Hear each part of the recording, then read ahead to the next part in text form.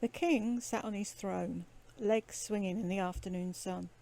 The wilderness spread out before him, a boy's paradise of twisting dirt tracks webbed with ancient tree roots, full of shady hollows and secret hideaways. Behind him the copse thinned until it met the road that would take you back to the village, but before him was the arena of countless battles, the base camp of every perilous expedition, a land of untold adventure, and, for today at least, it was all his. "Halt!" he shouted.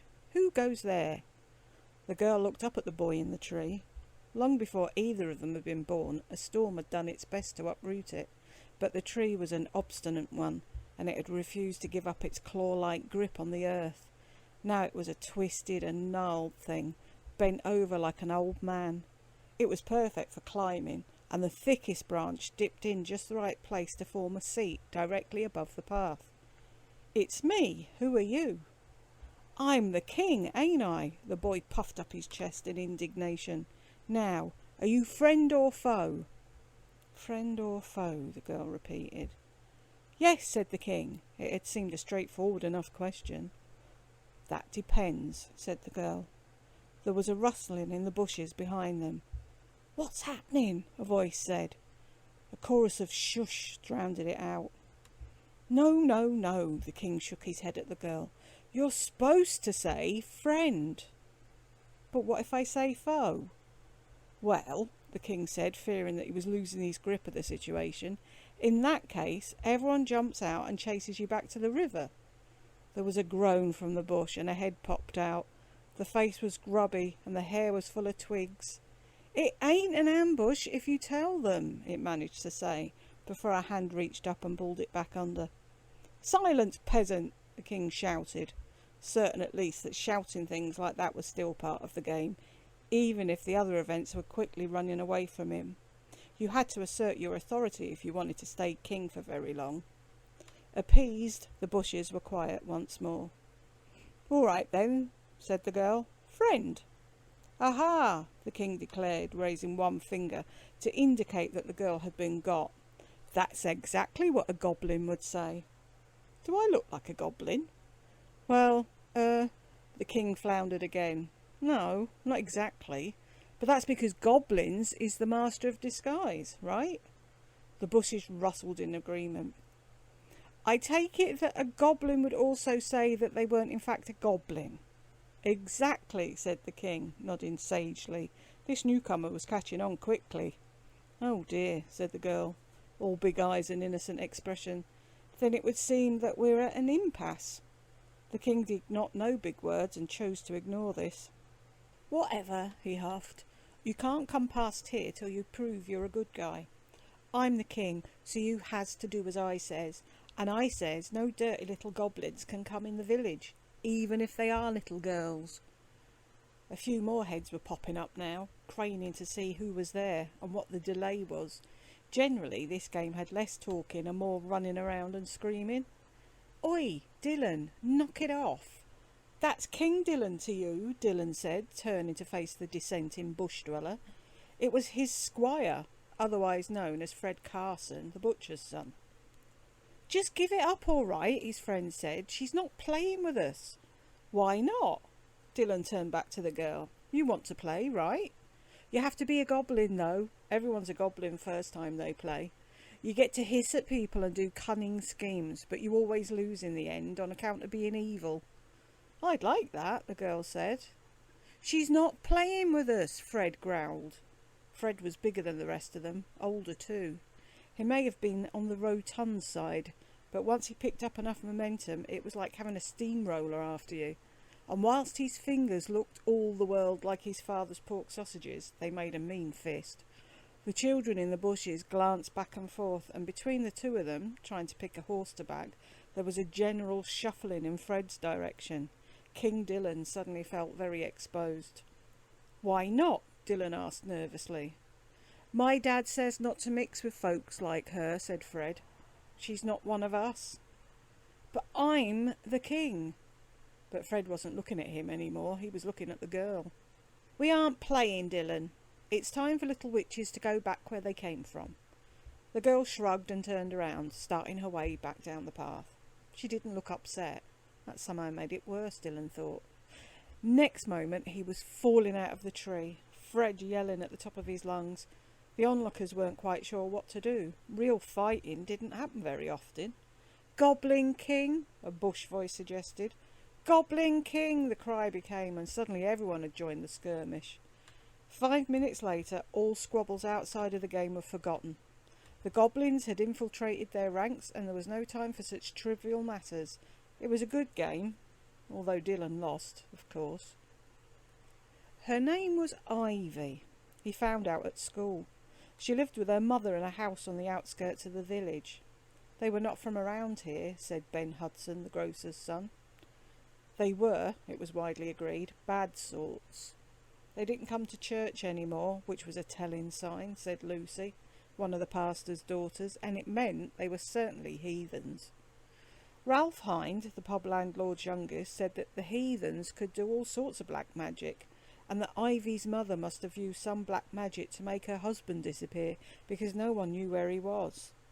"Ivy," whispered Lily Evesham, the shopkeeper's daughter, "didn't have a father." Arthur Perkins didn't have a father either, but that was different, because he'd been killed in a ploughing accident and had gone to live with Jesus. Ivy didn't have a father because her mother was a witch and a hussy. Those were the words Fred Carson used, and his father was generally considered a reliable source of information. You learn all sorts slicing people's bacon. Not that Ivy's mother bought any. You couldn't trust people who didn't like bacon. Dylan's father told him not to go around asking those sort of questions, and gave him a thick ear before bedtime. He was not to play with Ivy or talk about her mother in this house again. They weren't from around here. It was a few weeks before he saw her again. He was stood daydreaming in the shade, his back up against the rough bark of an oak tree. In the distance he could hear the squeals and laughter of his friends causing chaos. He nearly jumped out of his skin as she sidled out from behind the tree. "Good morning, my liege," she said. "It's just Squire today," he sighed. "Tom is king now." Kings were getting boring. There were whispers that by next week they'd be back to playing pirates.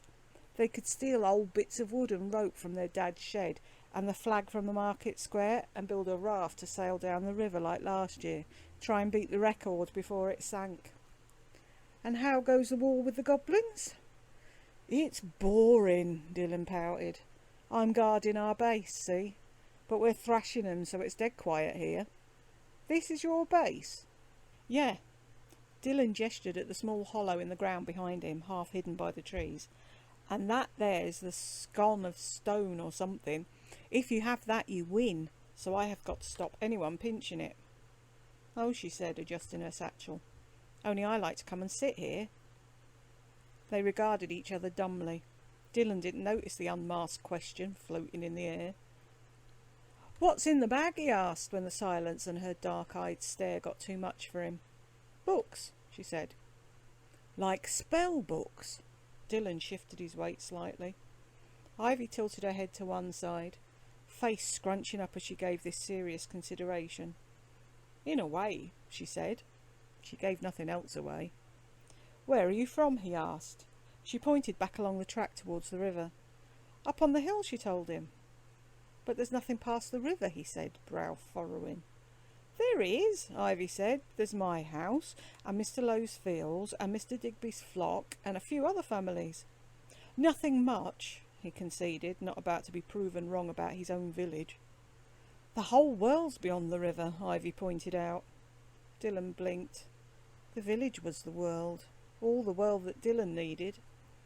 It was easy to forget about the rest of it, the bits that only existed on maps in geography class or in adventure stories. He was where all his friends were, and where everyone knew who he was and said hello to him on the street. The rest of the world didn't seem all that important. "True," he said. "And you? You're from there?" "From the world?" She looked at him as though he had three heads. "No, I'm from the village, same as you.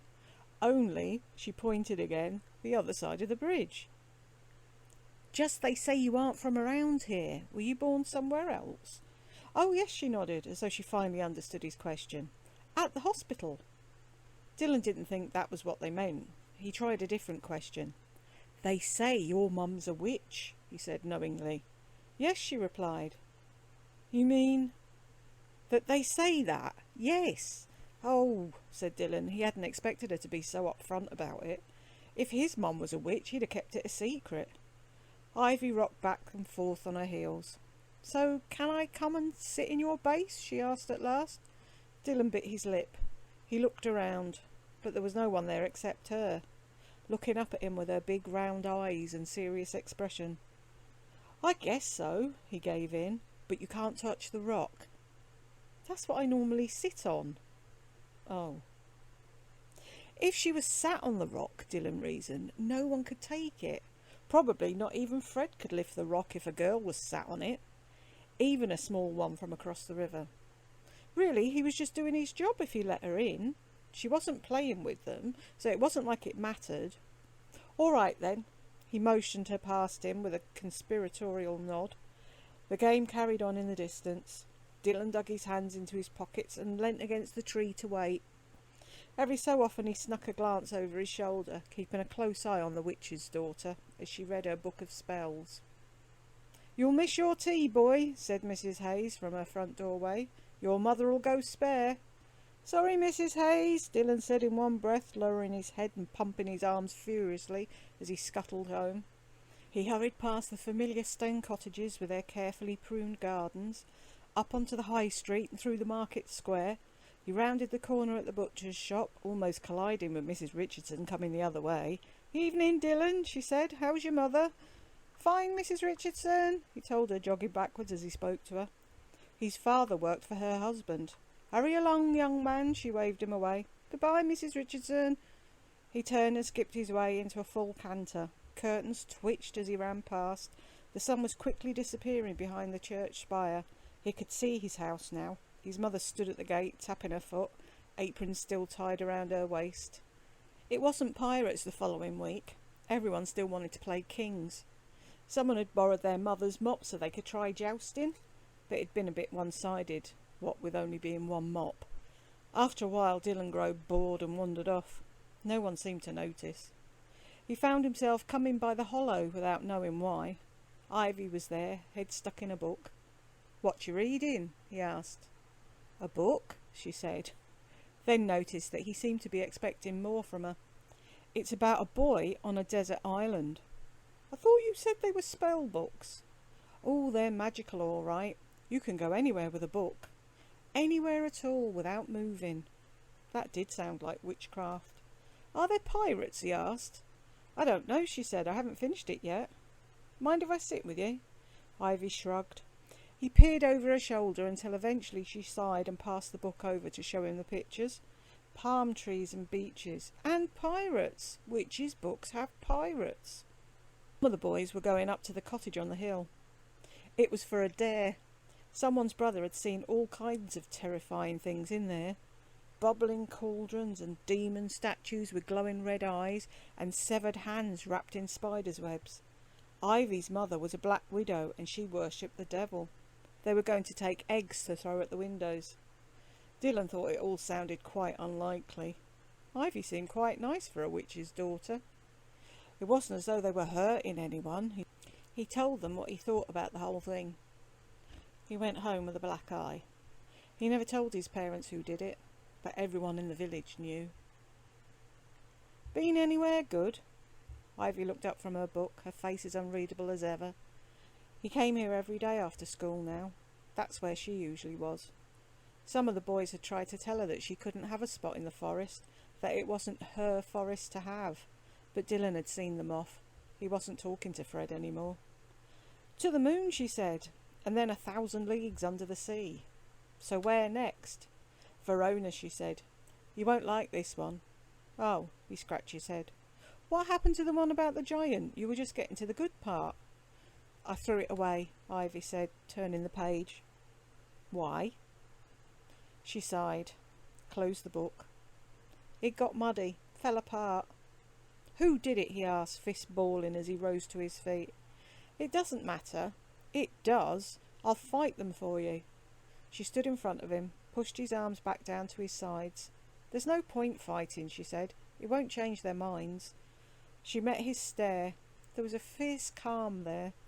If the village had eyes, it would look like that. Unyielding, unmoving, all-knowing.